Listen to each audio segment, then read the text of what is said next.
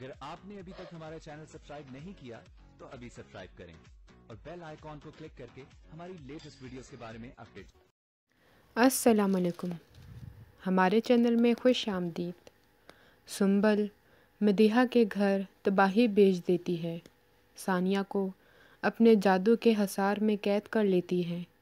सारे बच्चे मदीहा के ख़िलाफ़ हो जाते हैं। मदीहा अकेली रह जाती है।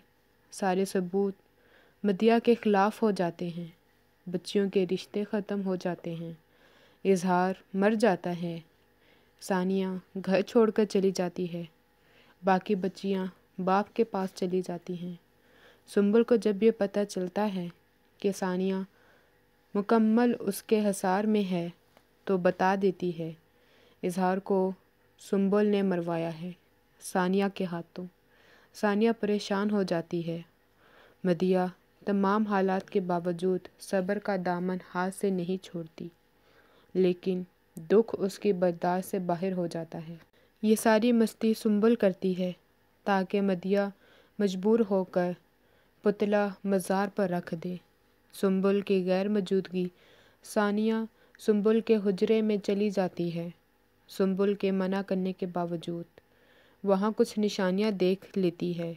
घर के कपड़े, तस्वीरें देखकर सुंबल से सवाल करती है तो सुंबल उसे सारी कहानी सुना देती है कि वो काले जादू की माहिर है। सिर्फ तुम्हारे वालिदैन की वजह से उसकी ज़िंदगी तबाह हुई। मैं उसका बदला ले रही हूँ।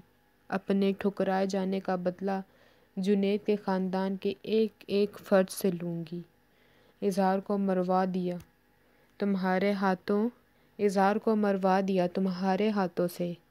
सानिया डर कर भागना चाहती है मगर सुंबल उसे अपने जादू से काबू कर लेती है और जान से मार देती है, क्योंकि सानिया ने पुलिस को बुलाने की धमकी दी थी।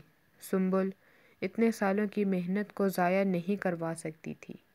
हमारी वीडियो को लाइक करें, शेयर करें और सब्सक्राइब भी।